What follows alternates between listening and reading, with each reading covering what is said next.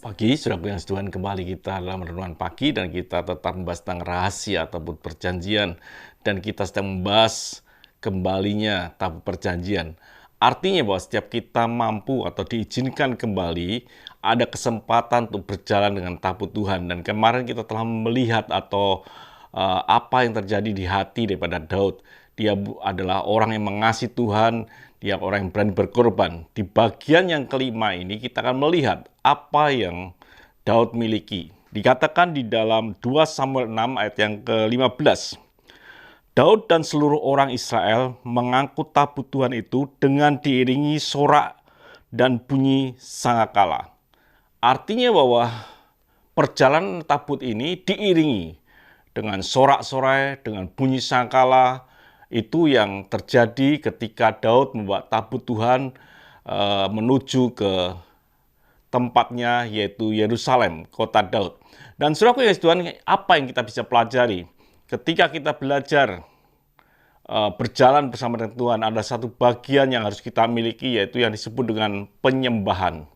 Setiap hidup kita adalah bukan sekedar berkorban, bukan sekedar kita mengasihi Tuhan, tapi kita memiliki hidup yang penuh dengan penyembahan kepada Tuhan. Itu yang harus terjadi di dalam kehidupan saudara dan saya. Perjalanan kita bersama dengan tabut Tuhan ada perjalanan penyembahan setiap hari, setiap saat, sampai ke tanah yang Tuhan janjikan. Dikatakan di dalam Mazmur 148 ayat yang ke-12, "Hai teruna dan anak-anak dara, orang tua dan orang muda, biarlah semua memuji-muji Tuhan, sebab hanya namanya saja yang tinggi, luhur, keagungannya mengatasi bumi dan langit." Setiap kita harus ada pujian di dalam hidup ini. Bagaimana dengan kehidupan saudara saat ini? Apakah hidup saudara penuh dengan pujian? Apakah hidup saudara penuh dengan gerutuan malahan? Ketidakpuasan berjalan dengan tabut Tuhan?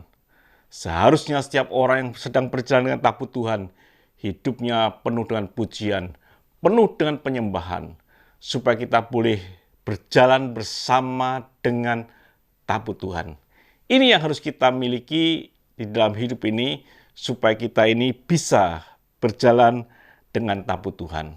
Artinya, saudara Tuhan, di bagian ini, bahwa setiap orang yang berjalan dengan tabut Tuhan atau kehidupan kekristenan kita adalah kehidupan yang penuh dengan kerinduan dan sukacita. Kehidupan yang penuh dengan korban. Kita siap berkorban sebagai tubuh kita, sebagai korban persembahan yang hidup yang berkenan kepada Tuhan. Juga kita penuh dengan kasih hidup kita. Lebih daripada itu, hidup kita penuh dengan penyembahan. Itu yang harus terjadi dalam hidup kita. Kalau kita hidup seperti ini, mustahil sudah bisa mungkin menjelekkan orang lain, mungkin sudah menggerutu. Tidak mungkin itu terjadi dalam kehidupan anak-anak Tuhan. Hidupnya penuh dengan kemuliaan karena sedang berjalan dengan hadirat Tuhan. Biarlah hidup kita ini adalah hidup yang berjalan dengan hadirat Tuhan, dan kita memiliki hati seperti Daud. Tuhan memberkati, sampai jumpa esok pagi, mari kita berdoa. Terima kasih Bapa untuk pagi hari ini, kami bersyukur, dan biar hidup kami memiliki hati seperti Daud, hati yang berkorban, hati yang rindu, hati yang mengasihi, bahkan hati yang penuh dengan penyembahan. Terima kasih Bapa, dalam nama Tuhan Yesus Kristus, kami bisa berdoa dan mengucap syukur. Haleluya. Amin.